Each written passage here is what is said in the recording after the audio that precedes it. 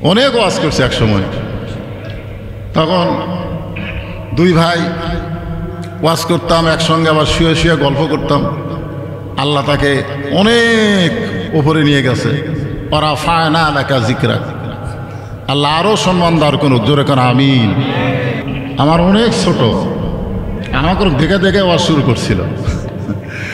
আমি যে আয়াতে কারিমা তেলাওয়াত করেছিলাম, লাকাদ কানা লাকুম ফি রাসূলিল্লাহি উসওয়াতুন হাসানা, যদি সফলতা অর্জন করতে চাই তাহলে দুনিয়ার সমস্ত পাঁচশো নেতা বাদ দিয়ে একমাত্র রাসূলের আদর্শ আমাদের গ্রহণ করা ছাড়া উপায়।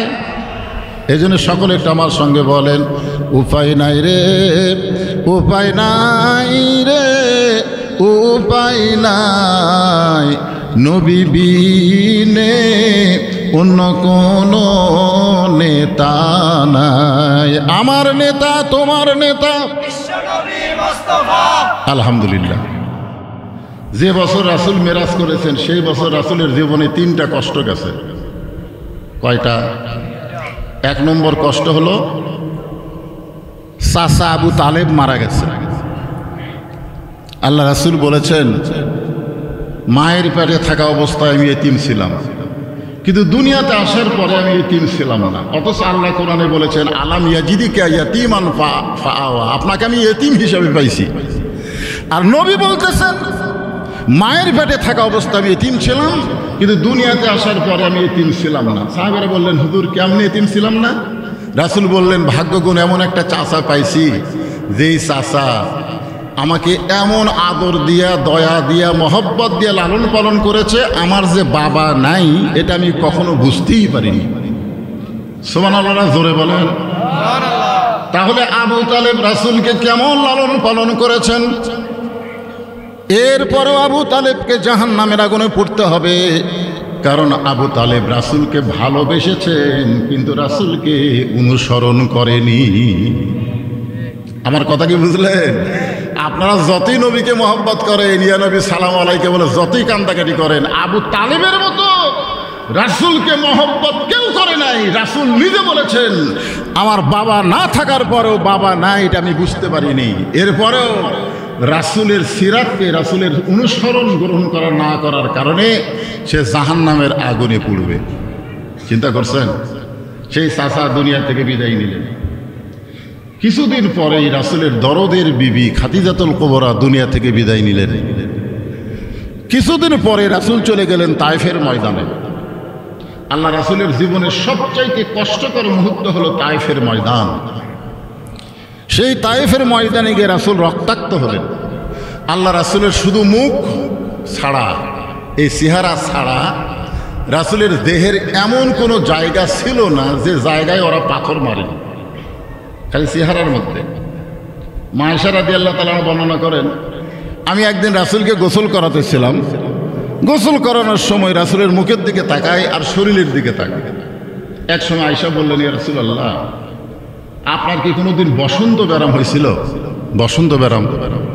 তো আল্লাহ রাসূল বললেন, কেন? বলে, আপনার মুখ চাঁদের মতন সুন্দর, চাঁদের চাইতেও সুন্দর, কিন্তু আপনার দেহে এরকম মাঝে মাঝে কালো কালো দাগ, এটা কিসের দাগ? আল্লাহ রাসূল বললেন, এটা হলো তায়েফের ময়দানে যখন কলেমার দাওয়াত দিবার গেছিলাম তখন তায়েফবাসী আমাকে পাথর মারছে। আয়েশা বললেন, ইয়া রাসূলুল্লাহ, আপনি কি আল্লাহর কাছে বলতে পারবেন না যে আল্লাহ আমার দেহের দাগগুলো মোচন করে দাও, এই কালো কালো দাগ আমার আর ভালো লাগতেছে না। রাসূল বলে, আয়েশা রে, আল্লাহ লাইলাতুল মেরাজ আমাকে বলেছিল আপনার দেহের সমস্ত দাগকে আমি মোচন করে দিব। রাসূল বললেন, ওগো আল্লাহ, এই দাগগুলো কিয়ামত পর্যন্ত আমার দেহের মধ্যে রাখতে হবে। এই পাথরের দাগের ওসিলায় আমি গুনাহগার উম্মত সহ জান্নাতে যাবার চাই। সঙ্গে সঙ্গে আয়েশা দোয়া করলেন, আল্লাহ, বিশ্ব নবী কলেমার দাওয়াত দিতে গিয়ে যদি পাথরের আঘাত খায়, যারা নবীর উম্মত হবে তারা কোনোদিন বাতিলের সঙ্গে আপোষ করবে না, দরকার হলে নবীর মতো তারাও আঘাত প্রাপ্ত হবে। আজকে নবিয়ানা কাম করে কত বছর? 40 বছর। পাঞ্জাবি খুলতো, পাঞ্জাবি খুলে দেখে তেল তেলা, তো তেল তেলা গাও দাগ নাই, নবী আনা কাম করো, নবী পিটন খায়। একমাত্র সুলাইমান আর আদম নবী ছাড়া সমস্ত নবী বাতিলের দ্বারা আঘাতপ্রাপ্ত হয়েছে। প্রত্যেকটা নবীকে বাতিলের আঘাত করছে। আজকে যারা বলে আমরা নবীর কাম করি, কিন্তু বাতিল তাদের কিছুই বলে না, বুঝবেন এটা নবীর কাম না, এটা তলে তলে শয়তানের সঙ্গে আঘাত করার কাম। জোরে কোন কথা ঠিক কিনা? বুঝতে হবে। জিবরাইল বললেন, ইয়া রাসূলুল্লাহ, কত কষ্ট আপনার দুনিয়ায়। চাচা মারা গেল, দরদের বিবি খাদিজা মারা গেল, তাইফের ময়দানে রক্তাক্ত হলেন, আপনি জান্নাতের মধ্যে ঢুকছেন লাইলাতুল মেরাজে, আর বের হন না, আর ওই খামাখা দুনিয়াতে আপনি যান না। সঙ্গে সঙ্গে নবী এত রাগ করলেন, চিৎকার দিয়ে বললেন, জিবরাইল, যেই কথা একবার বলেছো এই কথা তুমি আর দ্বিতীয়বার বলতে পারবা না। সোনালো বলেন। আপনারা বলেন তো, জিবরাইল কি নবীর পক্ষে বলতেছে না বিপক্ষে বলতেছে? কথা কয় না, পক্ষে না বিপক্ষে? পক্ষে বলতেছে। অথচ নবী রাগ করে বললেন, জিবরাইল, যেই কথা একবার বলেছ এ কথা আর দ্বিতীয়বার বলো না। আমি নবী আমার জন্য না, আমি নবী হলাম আমার উম্মতের জন্যে। হযরত বেলাল বললেন, ইয়া রাসূলুল্লাহ, আমরা যখন দুনিয়া থেকে কবরে যাব তখন মুনকির নাকির আমাদেরকে 3টা প্রশ্ন করবে। আপনি যখন কবরে যাবেন তখন আপনাকে কয়টা প্রশ্ন করবে? আমি কি উত্তর দিছি? তো না দিতে 3টা কে গেল?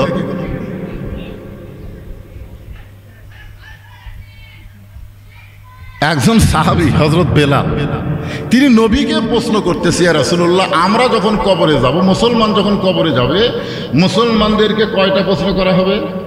3টা প্রশ্ন করা হবে। কিন্তু আপনি যখন কবরে যাবেন তখন আপনাকে কয়টা করা হবে? আল্লাহ রাসূল বললেন, হযরত বেলাল, তোমার কি মনে হয়? তো বেলাল বলতে, যে হুজুর, আমার মনে হয় আপনাকে 2টা প্রশ্ন করবে। তো আল্লাহ রাসূল বললেন, কি কি 2টা করবে? বলে, মান রব্বুকা ওমা দীনুকা, এই 2টা প্রশ্ন আপনাকে করবে, কিন্তু ওমান নাবিউকা এই প্রশ্ন আপনাকে করবে না, কারণ আপনি নিজেই নবী, খালি নবী, সাইদুল আম্বিয়া, সাইদুল মুরসালিন। তখন আল্লাহ রাসূল কানলেন, খুব কানলেন। তো সাহাবীরা বললেন, হুজুর, আপনি কেন কাঁদতেছেন? নবী বললেন, দেখো, তোমাদের ভাগ্য কত ভালো, তোমাদের নবী আছে, আর আমার ভাগ্য কত খারাপ, আমার কোনো নবী নাই। তোমাদের ভাগ্য এত ভালো, তোমাদের উকিল আছে, ব্যারিস্টার আছে, আল্লাহ হাকিমের কাছে তোমাদের ওকালতি করে, তোমাদের সুপারিশ করে জান্নাতে নিয়ে যাবে। আর আমার ভাগ্য এত খারাপ, আমার কোনো নবী না। সব সাহাবীরা কান্দের বলে, হুজুর, আপনি তো নবী, আপনার আবার নবীকে? রাসূল একটা মারাত্মক কথা বললেন সিরাতে রাসূলের দিনে, সিরাত সম্মেলনের দিনে। শোনেন, আল্লাহ রাসূল বললেন, যারা মৃত্যুবরণ করবে তারা কবরে গেলে তাদেরকে মুনকির নাকির 3টা প্রশ্ন করবে, আর যে মৃত্যুবরণ করবে না তাকে কোনো প্রশ্নও করা হবে না। এ কথার দ্বারা রাসূল বুঝালেন, আমাদের নবী মরা নবী না, আমাদের নবী হলেন হায়াতুন নবী। জোরে বলেন কথা ঠিক কিনা? খালি সিরাত শুনলে হবে না, নবী সম্পর্কে একটু জানা লাগবে। না জানলে মানবেন কেমনে? আল্লাহ রাসূল দুনিয়া থেকে বিদায় নেওয়ার পরে নবী দুনিয়া থেকে মরার কথা তার জীবনে কেউ বলেন না। নবী মরে গেছেন এ কথা যেন কোনোদিনও বলেন না, বলবেন ইন্তেকাল করছে, বিদায় নিয়েছে। নবীর শান বুঝতে হবে, মর্যাদা বুঝতে হবে। জোরে কোন ঠিক কিনা? আপনি নবী না বুঝলে আল্লাহ কি বুঝবেন? আল্লাহরে বুঝতে গেলে তো নবী আগে বোঝা লাগবে, নবীটা কে।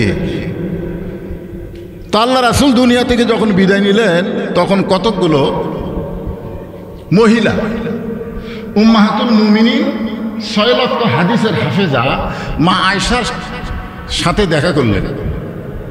নবী যখন দুনিয়া থেকে বিদায় নিলেন তখন কতকগুলো মহিলা, এই মায়েরা যারা পর্দার অন্তরে আছেন মনোযোগ দিয়ে শোনেন, কতকগুলো মহিলা এসে মা আয়েশার কাছে সাক্ষাৎ করলেন। মহিলারা বলতেছেন, মা, আমরা নবী সম্পর্কে আপনার কাছে জানতে চাই। আপনারা বলেন তো, মেয়েরা কি নবীর কাছে আসতে পারতেন? মেয়েরা পর্দা বোঝেন আপনারা? পর্দা বোঝে? আজকাল তো মুরিদের বউ পীরের কাছে যায়, কই পীর বাবার কাছে মুরিদ যায়, মুরিদের বউ যায়, বাবার কাছে ফয়েজ যায়। অথচ ইয়াসার রাদিয়াল্লাহু ইসলাম গ্রহণ করার পরে তিনি যখন বাড়িতে গেলেন, বাড়িতে যাওয়ার পরে তার বিবি সুমাইয়া বললেন, ওগো স্বামী, আপনার চেহারার মধ্যে নূর জ্বলতেছে, আলো জ্বলতেছে, কারণ কি? ইয়াসার বললেন, আমি ঈমান গ্রহণ করছি। ঈমানের নূর আমার চেহারার মধ্যে আল্লাহ প্রকাশ করে দিয়েছে। বিবি সুমাইয়া বলতেছে, তাহলে আমিও ঈমান গ্রহণ করব। ইয়াসার রাদিয়াল্লাহু দৌড়ে এসে রাসূলকে বললেন, নবী গো, আমি তো ঈমান গ্রহণ করছি, আমার বউটাও ঈমান গ্রহণ করতে চাই, আমি কি আমার বউ আপনার কাছে নিয়ে আসবো? তখন আল্লাহ রাসূল বললেন, বাল্লিগু আন্নী ওয়ালাউ আয়া, তুমি যে ঈমান গ্রহণ করেছো সেই ঈমানের দাওয়াত তোমার বউয়ের কাছে দাও, তোমার বউকে আমার কাছে আনা লাগবে না। নবীর কাছে নবীর কিছু হতো না, কিন্তু এইটা বর্তমান ভণ্ডবীর দলিল নিত। যদি সাহাবীর বউ নবীর কাছে আসতে পারে, তাহলে মুরিদের বউ আমার কাছে আসতে পারবে না কেন? জোরে কোন কথা ঠিক কিনা? কারণ লাকাদ কানা লাকুম ফি রাসূলিল্লাহি উসওয়াতুন হাসানা, যদি সফলতা অর্জন করতে চাও নবীর আদর্শকে গ্রহণ করতে হবে। নবীর বিবি ছাড়া নবী অন্য কোনো মহিলার সঙ্গে পর্দাহীনভাবে দেখা করে নাই। জোরে কোন সুবহানাল্লাহ। এখন মেয়েরা বলতেছে, মা, আল্লাহ নবী সম্পর্কে আমরা একটু জানতে চাই। আয়েশা বললেন, মেয়েরা, তোমরা নবী সম্পর্কে আমার কাছে জানতে আইছো, এখন আমি তোমাদের সামনে বলতেছি, তোমরা নবী সম্পর্কে শুনবে না আমার স্বামী সম্পর্কে শুনবে? একটু মনোযোগ দিবে। তোমরা নবী সম্পর্কে জানবে না আমার স্বামী সম্পর্কে শুনবে? তো মেয়েরা বলতেছে, মা, আল্লাহর নবী যিনি, উনি তো আপনার স্বামী। আয়েশা বলতেছে, 6 বছর বয়সে নবীর সঙ্গে আমার বিয়ে হয়েছে। একটু মনোযোগ দিয়ে শোনেন, কয় বছর? 6 বছর বয়সে বিয়ে হয়েছে, আর 9 বছর বয়সে আমি নবীর ঘরে আইছি। কয় বছর বয়সে নবীর ঘরে আইছে? 9 বছর। আর 18 বছর বয়সে নবী দুনিয়া থেকে চলে গেছে। তাহলে মা আয়েশার সঙ্গে নবী কয় বছর ছিলেন? একটু হিসাব করেন। দেখেন, নবীর উম্মত গরমের মধ্যে কি বিরক্ত লাগতেছে?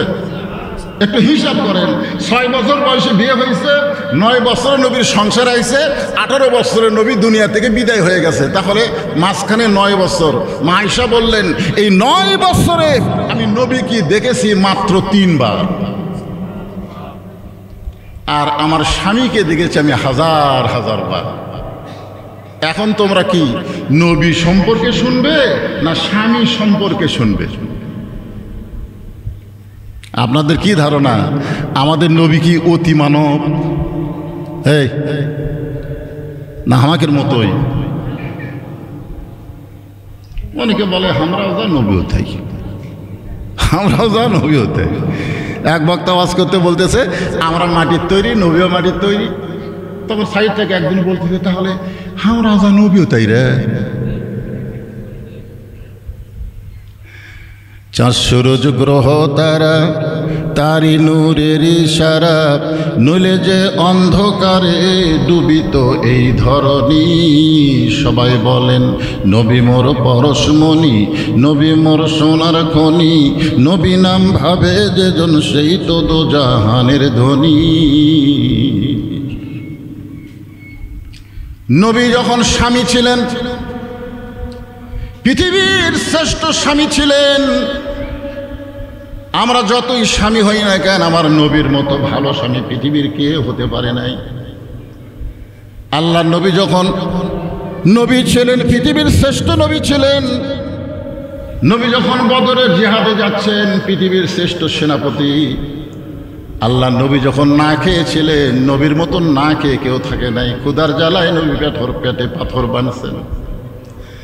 আল্লাহ নবী যখন অত্যাচার সহ্য করেছেন, নবীর মতন অত্যাচার সহ্য কেউ করে নাই।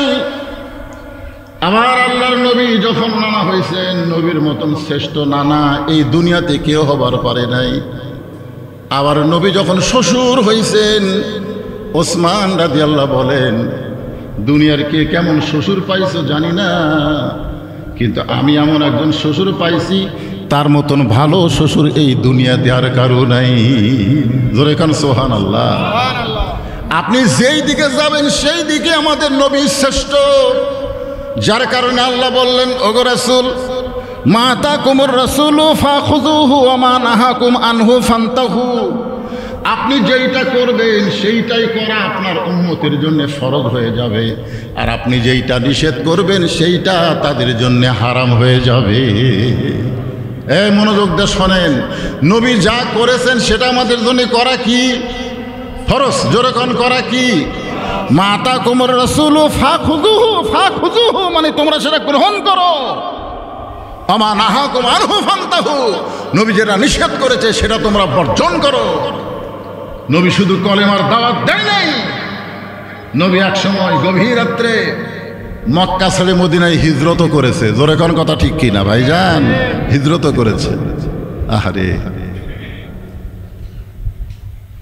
মদিনায় হিজরত করার পরে সর্বপ্রথম নবী, যারা উমরা করেছেন, হজ করেছেন, তারা জানেন, প্রথম একটা মসজিদ নবী নির্মাণ করলেন। প্রথম যে মসজিদকে বলা হয় মসজিদে কুবা।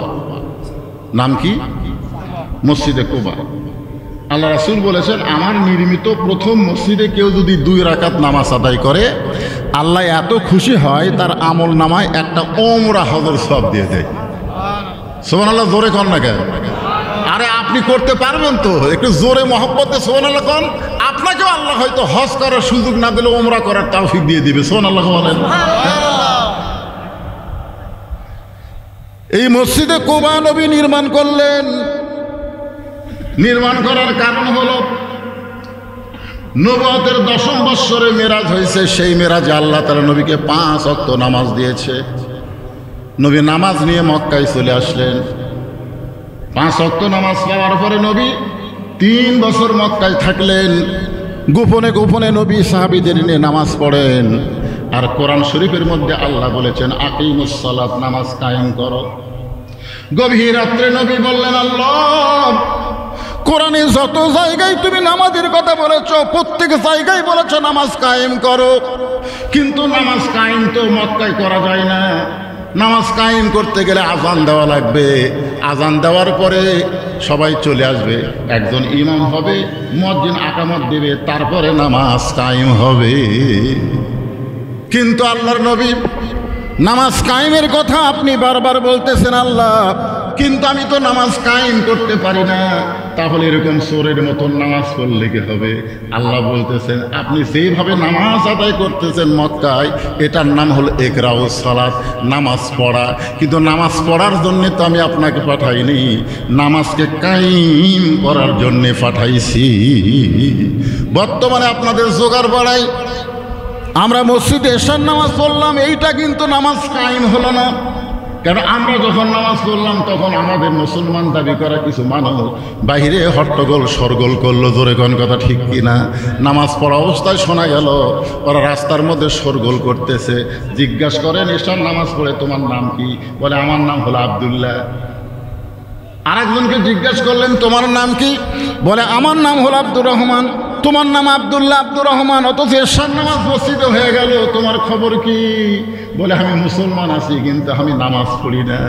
যতদিন পর্যন্ত বাংলার জমিনে নামাজ পড়া হবে, নামাজ কায়েম হবে না, ততদিন মক্কার ইসলাম হবে। আর মক্কার ইসলাম যে আকিমুদ্দিন, দিন কায়েম করা যাবে না। দিন কায়েম করতে গেলে নবীর সিরাতে মদিনার ইসলামকে গ্রহণ করা লাগবে। কথা বলেন, কথা বলা লাগবে। দিন কায়েম করতে হবে, নামাজ কায়েম করতে হবে। আল্লাহ বললেন, ইয়া রাসূলুল্লাহ, আপনি আফসোস করেন না, একদিন আপনি ঠিকই নামাজ কায়েমের পরিবেশ পাবেন। আর সেই পরিবেশের প্রথম মসজিদের নাম হলো মসজিদে কুবা। জোরে কোন সুবহানাল্লাহ। আপনারা বলেন, মসজিদ ছাড়া নামাজ কায়েম করা যাবে? এই যে আপনারা মসজিদ বানাইছেন এত সুন্দর করে, টাইস ফাইস দিয়ে কি সুন্দর করে মসজিদ বানালেন, এই মসজিদ বানাচ্ছেন কি নামাজ পড়ার জন্যে না কায়েম করার জন্যে? কথা বলেন, পড়ার জন্যে না কায়েম করার জন্যে? আল্লাহ রাসূল বললেন, আজকে মসজিদে কুবায় নামাজের জামাত হবে, নামাজ কায়েম হবে। ইসলামে প্রথম যেই নামাজটা জামাতের সঙ্গে পড়া হয়েছে সেই নামাজের নাম হলো জোহরের নামাজ, আজান দিয়া। এর আগে নামাজ পড়া হয়েছে কিন্তু নামাজ কায়েম হয় নাই।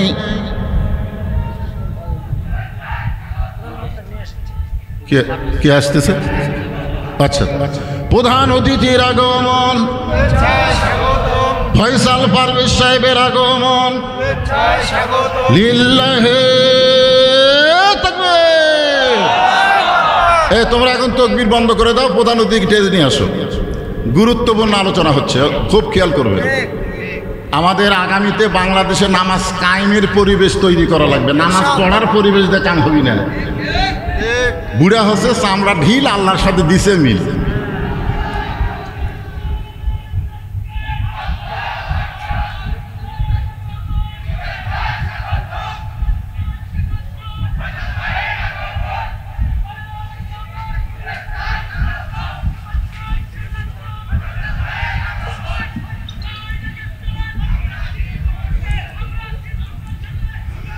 এটা দুনিয়াবি স্লোগান। ফয়সাল সাহেব এগিয়ে চলো, আমরা আছি তোমার সাথে, বলা যাবে না, বলতে হবে আল্লাহ আছে তোমার সাথে। জোরে কোন কথা ঠিক কিনা?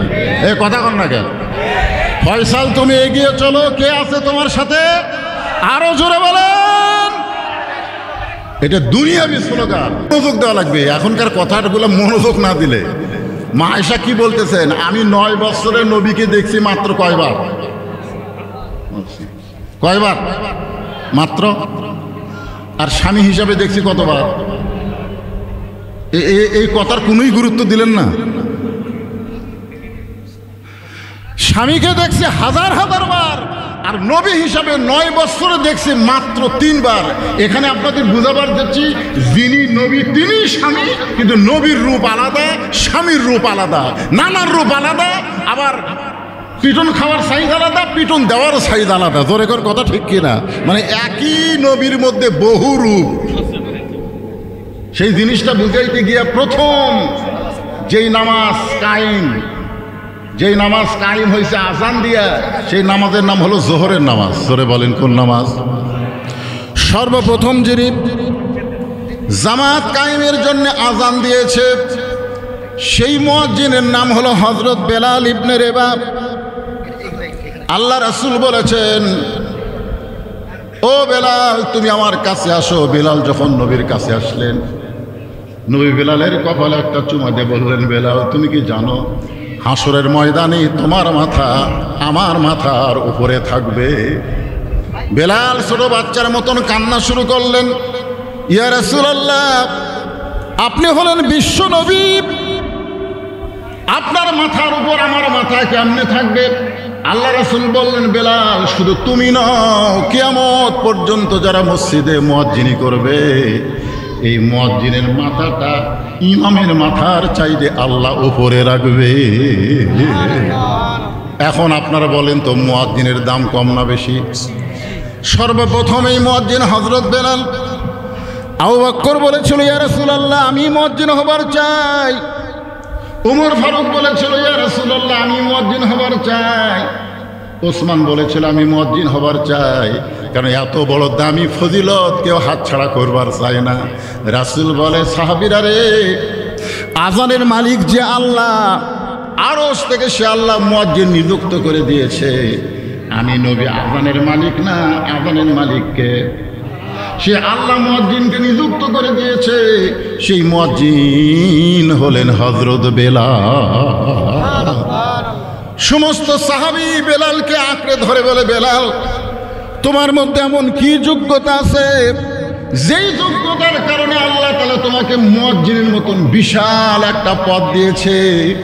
বেলাল বলতেছে, আমি জানি না, আল্লাহ রাসূলই বলতে পারবেন। কারণ আল্লাহ রাসূলকে জানান, রাসূলের কাছে তোমরা শোনো। সমস্ত সাহাবীরা রাসূলকে জিজ্ঞাসা করলেন, এ রাসূলুল্লাহ এই বেলালের মধ্যে এমন কি গুণ যেই গুণের কারণে বেলাল আজান দেওয়ার মতন মুয়াজ্জিনি সম্মান পাইলেন? রাসূল বললেন, সাহাবীরা রে তোমরা সবাই জিহ্বা বের করো। সাহাবীরা জিহ্বা বের করলেন। আল্লাহ রাসূল বলেন, বেলাল তুমিও জিহ্বাটা বের করো। বেলাল যখন জিহ্বা বের করে, সমস্ত সাহাবী তাকায় দেখে বেলালের জিহ্বার মাঝখানে ছিদ্র দেখা যায়। সাহাবেরা বললেন, ইয়া রাসূলুল্লাহ, এই বেলালের জিহ্বার মধ্যে ছিদ্র দেখতে পাইলাম, কারণ নবী বললেন, সাহাবীরা রে, শুধুমাত্র কলেমাকে কলিজার মধ্যে ইকরার বিল লিসান, তাসদিক বিল জানান, আমল বিল আরকান, ঈমানটাকে কলিজার মধ্যে জায়গা দেওয়ার জন্য এই বেলালকে কাফের বেঈমানেরা সারাদিন মারছে। শুধু মারে নাই, বুকের উপরে পাথর চাপা দিয়ে রাখছে। শুধু পাথর চাপা দিয়েও ক্ষান্ত হয় নাই। বেলাল যখন আল্লাহ আল্লাহ জিকির করে, বেলালের জিহ্বাটা টেনে বের করে ওই জিহ্বার মধ্যে পেরেক ঢুকাইয়া দিছে। এরপরে আবু বকর বেলালকে যখন মুক্ত করে নবীর সামনে হাজির করে, আল্লাহ রাসূল বেলালের কপালে একটা চুমা দেয়। জিহ্বার সঙ্গে জিহ্বা লাগাই দিলে সঙ্গে সঙ্গে জিহ্বাটা পূর্বের মতো হয়ে বেলালের মুখের মধ্যে ঢুকে যায়। আল্লাহ রাসূল বললেন, বেলাল, তুমি কি জানো তোমাকে আল্লাহ খুশি হয়ে একটা আয়াত হাদিয়া দিয়েছে? ধরে কোন সুবহানাল্লাহ। বেলাল, তুমি কি জানো আল্লাহ তোমার উপরে খুশি হয়ে তোমাকে একটা আয়াত আল্লাহ হাদিয়া দিয়েছে? ইন্নাল্লাযীনা ক্বালু রাব্বুনাল্লাহু সুম্মা ইসতাকামু তাতানাজ্জালু আলাইহিমুল মালাঈকা আল্লা তাখাফু ওয়া লা তাহজানু ওয়া আবশিরু বিল জান্নাতিল্লাতী কুনতুম তুআদুন। আল্লাহু আকবার। বেলাল, তুমি শুনলে খুশি হবে, তোমার কোনো ভয় নাই, তোমার কোনো চিন্তা নাই। এই দুনিয়াতে আল্লাহ তোমাকে বেহেশতের সুসংবাদ দিয়ে দিছে। এরপরও বেলাল কাঁদতেছে। রাসূল বলে, বেলাল, আল্লাহ তোমাকে জান্নাতের সুসংবাদ দিলে এরপরে তুমি কেন কাঁদতেছো? বেলাল বলে, ইয়া রাসূলুল্লাহ, আমি আল্লাহু আকবার, আল্লাহ সবচাইতে বড়, সে আল্লাহকে ঈমান গ্রহণ করে চোরের মতন আমাকে সারাদিন ওরা মারলো। আমি জবান খুলে চিৎকার করে বলতে পারি নাই, শুধু জবানে আল্লাহ আল্লাহ বলেছি, জোরে বলি নাই। আমার জিহ্বা টেনে ওরা ছিদ্র করে দিয়েছে। আমার আল্লাহ বড়, এই কথাটাকে কোনোদিন জোরে বলা যাবে না। রাসূল বলে, বেলাল রে, বর্তমানে মক্কায় সেই পরিবেশ নাই। যেদিন পরিবেশ হবে সেই দিন সর্বপ্রথম তোমাকেই জোরে আল্লাহু আকবার বলার হুকুম দেওয়া হবে। হাসিনার সময় আমরা সেই পরিবেশ পাচ্ছিলাম না। জোরে কোন কথা কন না কেন? কিন্তু এখন 5ই আগস্টের পরে, হাসিনা পলানোর পরে সেই পরিবেশ আছে না নাই? একটু জোরে দেওয়া লাগবে, দেখি কে কত জোরে পারেন। লিল্লাহে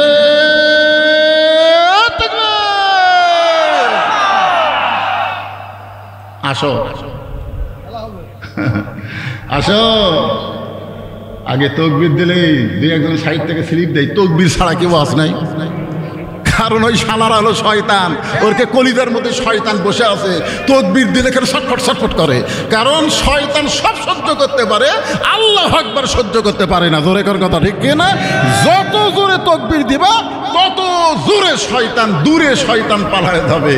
বাংলাদেশে আবার একদল নতুন আসতেছে, তারাও এই তকবীরকে অপছন্দ করে। জোরে কর কথা, ঠিক কি না? তবে আজকে ফেসবুকে দেখলাম একজন নেতা বলতেছে, তোমরা আপাতত নির্বাচনের আগ পর্যন্ত নামাজ জামাতে পড়ো। মাথা গেল রে, শালারা কি কয়, নির্বাচন পর্যন্ত নামাজ, নির্বাচন পর্যন্ত। এটা বলার পিছনে কারণ হলো যে মসজিদের ইমাম কি তালকিন দেয়, তালকিনটা ধরার জন্য। কি তালিম দেয়, এই তালিমটা ধরার জন্যে। ভাই, যখনই তুমি জামাতে নামাজ পড়তে আসবা, নামাজ পড়তে পড়তে ইন্নাস সালাতা তানহা আনিল ফাহশাই ওয়াল মুনকার, তোমার ভিতর থেকে যাবতীয় বাতিলকে আল্লাহ দূর করে দিয়ে ইমাম দিয়ে তোমার আত্মা ভরপুর করে দিবে। ওই নেতার কথা মতোই তোমরা জামাতে আসো। জামাত জামাত, জোরে গান কোথায় আসো? এই আরো জোরে গান কোথায় আসো? জামাতে। আমরা চাই জামাত আগামীতে সরকার গঠন করবে। দরকার কথা ঠিক না? জামাতে আসো। কি ওরাই বলতেছে জামাতে আসো। নির্বাচন পর্যন্ত পড়তে পড়তে দেখবেন ওই যায় একবার নামাজ ধরে, যেভাবেই হোক। আমরা ছোটবেলায় ওয়া শুনতাম, এক বাচ্চা কে মা বলতো, তুমি যদি নামাজ পড়ো, নামাজ পড়ার পরে শেষদার ওখানে কাপড় টান দিবে, মিষ্টি পাবে। তুই নামাজ পড়ে মিষ্টি খাওয়ার জন্য, বুঝছেন? ওই নামাজ পড়ার পরে যায় নামাজ টান দেয়, যায় নামাজ পড়ে মিষ্টি পায়। এই মাটা কি করে, আগে যায় নামাজের তলে মিষ্টি দিয়া যায়, এই নামাজ পড়ে মিষ্টি খায়, সেই জন্য এখন মিষ্টি পাওয়ার জন্যই নামাজ ধরছে। কিন্তু একদিন মা মানুষ তো মনে নাই, নামাজ পড়ে যায়, নামাজ তুলে দেখে মিষ্টি, মাও তো খালি হায় হায় হায়, আজ তো মিষ্টি দেয়নি, আজ তো আমার ছেলে কাছে আমি ধরা পড়লাম, যা দেখে ছেলে মিষ্টি খাচ্ছে। মা কই বাবা কেমনি? এই প্রতিদিন যেভাবে আসে আজকেও সেভাবে পাইছে। আমরাও বলতেছি তোমরা ধরার জন্যে আসো, কি ধরার জন্যে? জামাত ধরার জন্য আসো। আস্তে আস্তে আল্লাহ পরিবর্তন করে দিবে, পারকে পারে না? আল্লাহ বলেছেন ফালিয়াবুদু রাব্বা হাযাল বাইত আল্লাযী আত'আমাহুম মিন জু'ইন ওয়া আমানাহুম মিন খাউফ। আপনারা বসে আছেন জান্নাতের বাগানে, আর রাসূল তখন ছিল জান্নাতে, সুবহানাল্লাহ বলেন। আমি আপনাদের বলতেছি এই কারণেই যে রাসূল জান্নাতের মধ্যে গিয়া ফেরেশতা জিবরাইল নবীর পক্ষে কথা বলতেছেন, যদি খামাখা দুনিয়াতে গিয়ে আপনার লাভ কি? এই বছরে আপনার চাচা দুনিয়া থেকে বিদায় নিল, আপনার দরদের বিবি খাদিজা বিদায় নিল, এমনকি তাইফের ময়দানে আপনি রক্তাক্ত হলেন, আল্লাহ তাআলা আপনাকে জান্নাত দেখার তৌফিক দিলেন, জান্নাতে প্রবেশ করলে সে যদি বের না হয় আল্লাহ তাকে বার করে দিবে না। জিবরাইল নবীর পক্ষে কথা বলতেছেন, আর নবী রাগ করে বললেন, যে কথা একবার বলেছো এ কথা আর দ্বিতীয়বার বলো না, কারণ আমি নবী আমার জন্যে না, আমি নবী হলাম আমার উম্মতের জন্যে। জোরে কারণ সুবহানাল্লাহ, যে আমি নবী আমার জন্যে না, আমি নবী হলাম আমার উম্মতের জন্যে। আমি সেই দিন, এই কথাটা মনে রাখেন, আমি সেই দিন জান্নাতে থাকার জন্যে প্রবেশ করব, জান্নাতে থাকার জন্যে। আমি সেই দিন যেদিন আল্লাহ আমার সমস্ত উম্মতকে জান্নাত দিয়ে দিবে।